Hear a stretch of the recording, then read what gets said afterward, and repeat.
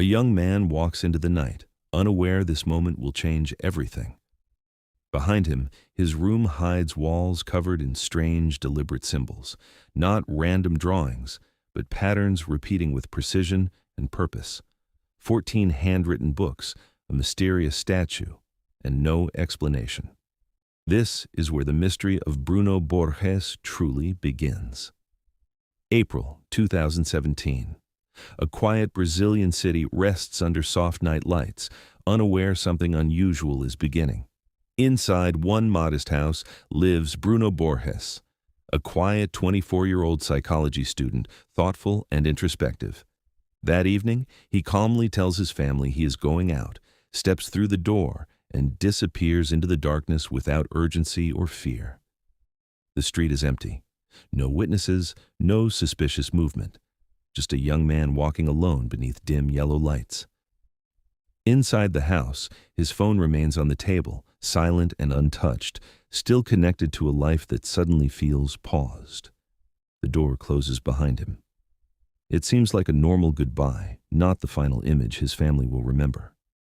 Hours pass. Bruno does not return. Concern slowly replaces calm as calls remain unanswered and messages stay unread.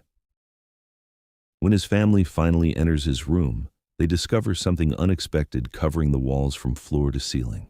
Symbols, complex shapes, carefully repeated patterns that do not look chaotic, but intentional. Lines intersect with circles and coded markings, forming a visual language no one in the house understands.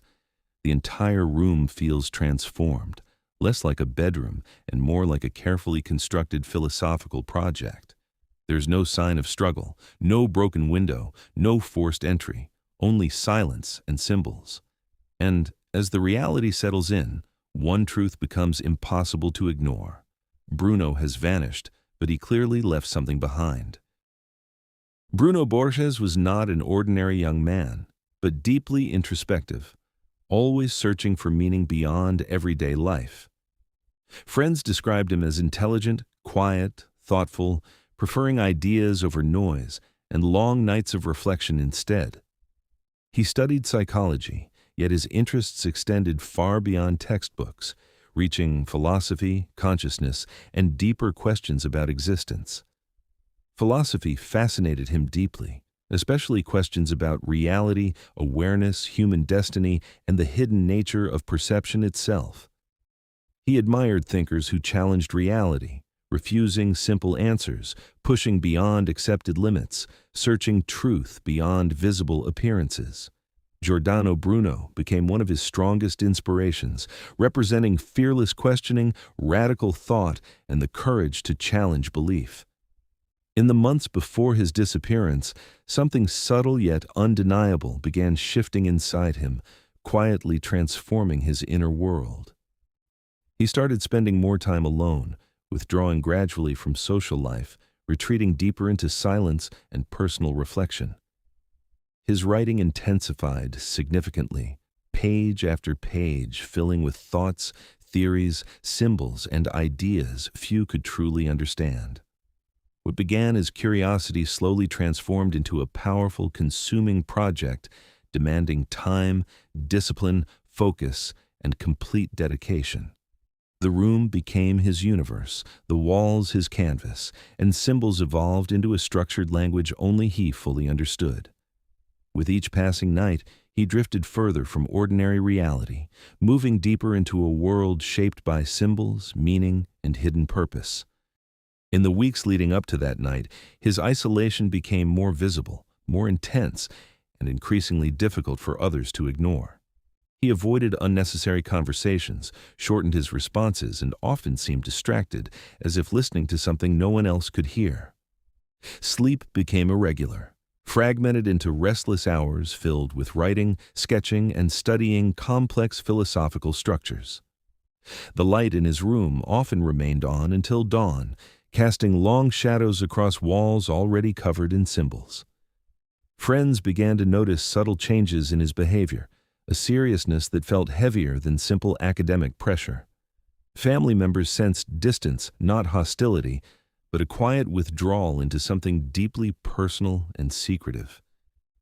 He spoke less about daily life and more about ideas, systems, structures, and unseen patterns shaping human destiny. To some, it looked like intellectual passion taken to extremes. To others, it seemed like the beginning of instability. But there was no visible breakdown, no sudden collapse, only steady commitment to something growing silently behind closed doors. Each symbol he drew appeared deliberate, measured and repeated with mathematical precision across carefully organized sections. The books on his desk multiplied steadily, handwritten volumes arranged methodically as if forming parts of a larger structure. And somewhere within that silent dedication, the boundary between research and obsession may have quietly begun to blur. Night after night, he continued writing, refining symbols, connecting ideas, building something only he seemed capable of understanding. His notebooks filled with structured pages, layered meanings, and recurring geometric forms appearing again and again. What looked mysterious to others seemed clear to him, as if each mark represented a step toward a final vision. He rarely explained his work, speaking only in fragments, hinting at knowledge patterns and hidden philosophical structures. Time outside his room continued normally, yet inside, his project expanded in silence and absolute concentration. The symbols spread across the walls, forming networks of meaning that seemed connected to the handwritten volumes. Some patterns appeared mathematical, others symbolic, suggesting philosophy blended with coded representation and abstract thought. Whether revelation or illusion, the structure was growing, evolving, and demanding deeper focus with each passing day. Then, quietly, almost without warning, the moment arrived when preparation would turn into action and absence. The night of departure did not feel dramatic, yet it marked the irreversible transition from creation to disappearance. What he had built remained behind, but he himself stepped beyond the visible, leaving questions without immediate answers. And with that silent exit, the mystery expanded, moving from a private room into a story that would reach far beyond it. Morning arrived without him. The house felt unchanged, yet something essential was undeniably missing from its rhythm. His family waited at first, assuming delay, expecting footsteps, a message, some ordinary explanation for absence. Hours stretched slowly, and ordinary patience transformed into quiet concern and restless uncertainty. Calls were placed repeatedly, but the phone resting inside the house never vibrated, never lit up. Messages were sent, unanswered, suspended in digital silence with no sign of acknowledgement. When evening approached and Bruno still had not returned, worry hardened into something heavier. The decision was made to enter his room and search for any clue explaining his sudden disappearance. What they encountered inside did not resemble chaos, but intention carefully organized and deliberately arranged. The symbols covering the walls felt less decorative and more like pieces of a deliberate coded framework. The books were stacked methodically, as if positioned to accompany the surrounding visual language. There were no signs of forced entry, no broken objects, no evidence of struggle or panic. Only silence, symbols, manuscripts, and the overwhelming absence of the person who created them. Investigators were contacted. The room was documented carefully, detail by detail, symbol by symbol, page by page. Nothing appeared accidental. Everything suggested preparation, time, patience, and deliberate, focused construction. The symbols were photographed, analyzed, compared, yet their meaning remained elusive and resistant to immediate interpretation. Some resembled geometric codes, others philosophical diagrams, hinting at connections beyond simple visual repetition. The books were examined next, revealing dense writing, structured chapters, and recurring symbolic references linking everything together. This was not random expression. It was a system, complex, layered, and intentionally designed over time. Yet one question overshadowed all others. Where was Bruno, and why had he left at this precise moment? Days passed without confirmed sightings, without financial activity, without digital traces pointing anywhere specific. The silence surrounding his disappearance deepened, expanding the mystery beyond the boundaries of that single room. Friends, relatives, and observers began forming theories, each attempting to explain what logic alone could not resolve. Some believed he had discovered something profound, hidden within the coded structure of his own creation. Others feared the project had consumed him, drawing him beyond ordinary reality into something unknown and irreversible. News of Bruno's disappearance spread quickly beyond his neighborhood. Local media picked up the story, focusing on the strange symbols and handwritten books left behind. Images of the room began circulating online, drawing attention far beyond the city. National news channels reported the case, describing it as both mysterious and unsettling. Journalists questioned friends, family members, and investigators, searching for any clue that could explain the situation. Social media amplified the story, turning it into intense public discussion and speculation. The mystery was no longer private. It had become national news, and with every new report, curiosity grew stronger. Many theories began forming almost immediately, each trying to bring order to what seemed impossible to understand. Some believed Bruno had suffered a psychological breakdown, slowly overwhelmed by isolation and intellectual obsession. Others argued the disappearance was intentional, part of a calculated philosophical experiment designed to provoke reaction. A different group insisted the symbols represented a structured cipher, hiding layered meaning beneath geometric repetition.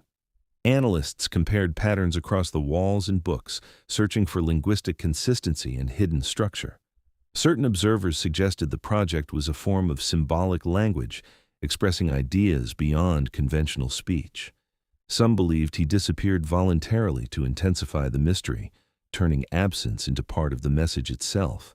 Others feared something darker, questioning whether his mental state had gradually detached from reality. Debates intensified online, dividing opinion between genius, performance, instability, and deliberate design. Yet none of the theories could fully explain why he left without money, without communication, without trace. The room remained silent, offering complexity but refusing clarity to those trying to decode it. And the longer Bruno remained missing, the more the mystery deepened instead of fading. Then, after months of silence, something unexpected happened. Bruno Borges returned, alive, physically unharmed, but not the same. His sudden reappearance shocked those who had followed the mystery from the beginning. He offered few clear explanations, speaking cautiously about the purpose behind his disappearance. He claimed the project had been intentional, part of a larger philosophical journey. According to him, the books, the symbols, and the disappearance were connected pieces of a single vision, a vision meant to provoke thought, challenge perception, and push beyond ordinary understanding. Some believed his explanation confirmed deliberate design rather than confusion. Others remained skeptical, questioning whether the mystery had been carefully constructed from the start. Yet, despite his return, many questions remained unanswered, and the meaning behind the symbols was still not fully revealed. The room remained exactly where it had always been, silent, still, unchanged in form, yet different in meaning. The symbols that once covered the walls slowly began to fade from attention. Some were removed, others remained only in photographs and memory. The books stayed behind, quiet witnesses to a project few truly understood. What had once felt like a coded message now felt like a question without a clear answer. Had the symbols contained hidden knowledge, or had they created the mystery themselves? The room no longer held Bruno, yet it still carried the weight of his absence. Visitors saw walls, books, and silence, but sensed something deeper beneath the surface. Not fear, not confusion, something unresolved, because sometimes a mystery does not end when the person returns. Sometimes it simply changes form. Some mysteries are never truly solved. They do not end, they transform. What begins as a question can become a symbol, and what seems hidden may never fully reveal itself. Bruno returned, but the meaning behind his journey remained partially unknown. Was it a philosophical experiment, a search for truth, or a story carefully constructed? Perhaps the symbols were not meant to be understood immediately. Perhaps the mystery itself was the message. Because sometimes the greatest discoveries are not answers, but questions that change how we see reality. And somewhere between knowledge and uncertainty, the story of Bruno Borges continues to exist, not as a solved mystery, but as a lasting enigma. This was Obscura, where mysteries are not just told, but explored. If you believe every symbol hides a deeper meaning, you are already looking closer than most. What do you think really happened?